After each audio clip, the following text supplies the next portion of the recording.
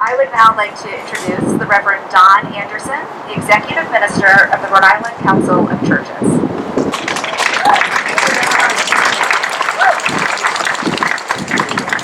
What do we want?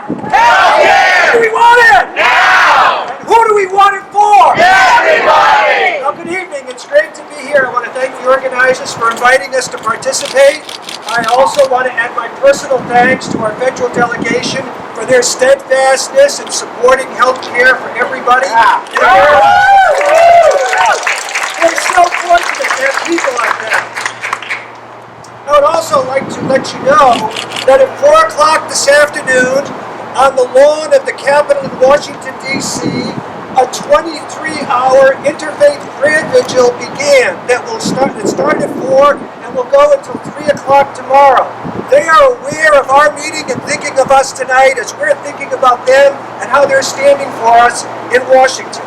I'd like to make 3 quick points. Oh, it would help if I talked into the right side of the mic. This is what happens when you invite an old man to speak to you. First of all, although politics may be at the forefront of our thinking today, healthcare is not essentially a political issue. It is a moral issue. Let's name it for what it is. The legislation before the Senate of the United States right now is evil and sinful. Let's be clear. This bill isn't about increased access to health care or improving health care. This is a bill to give the president, his cabinet, and their elite friends a gargantuan tax break.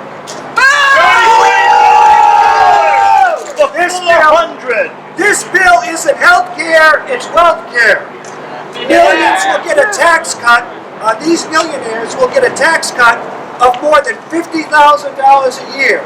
Drug companies and insurers will see tax cuts of over $100 billion annually. As I heard someone say the other day, this is Robin Hood in reverse. Right. We now understand what making America great again means. It means making rich white people even richer at the expense of everybody else.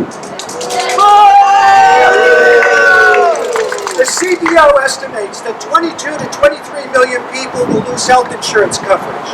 In Rhode Island, 70,000 of our neighbors got a health card for the first time when Medicaid was expanded to provide universal access to all people.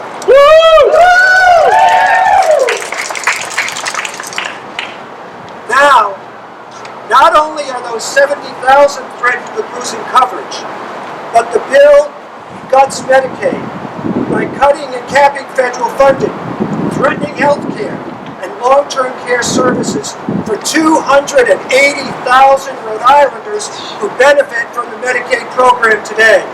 Medicaid is the foundation of coverage for low-income working people, children, seniors, and people with disabilities. Read the Hebrew prophets. This is exactly the kind of actions of the super-rich minority that they condemned. As the prophets of old called out and condemned this kind of act as evil and sinful, so we call out this act today as evil and sinful.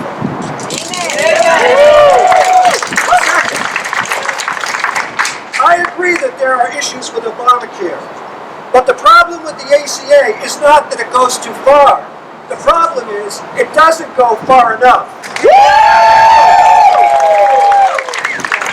the years before the ACA, the Rhode Island State Council of Churches aligned with others across America to promote the concept of universal health care.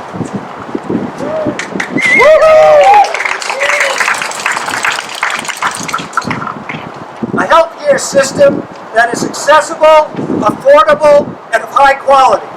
Accessible, whether you live in the urban core or rural America. Affordable, health care that has affordable premiums, deductibles, and copay. Quality health care that includes absolute guarantees for coverage like pre-existing conditions, mental health, addiction, and women's reproductive rights. Not just for some, but for everybody.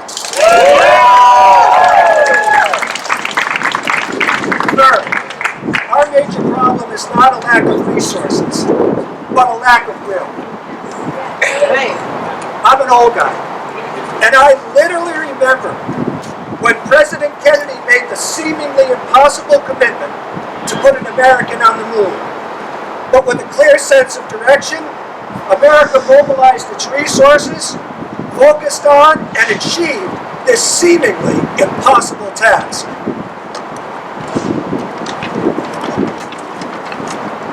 As Americans, we need to believe to the very core of our being that health care is not an option nor a choice, but a right for everyone.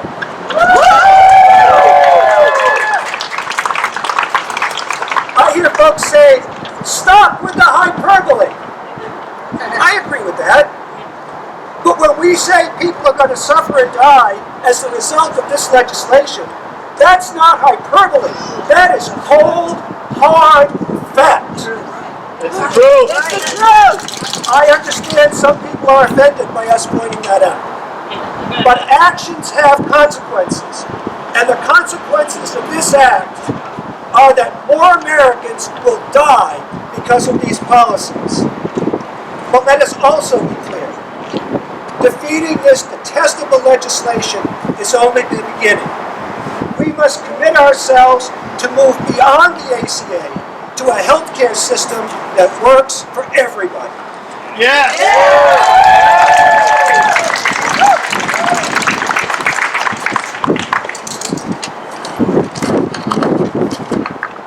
Fortunately, I'm almost done.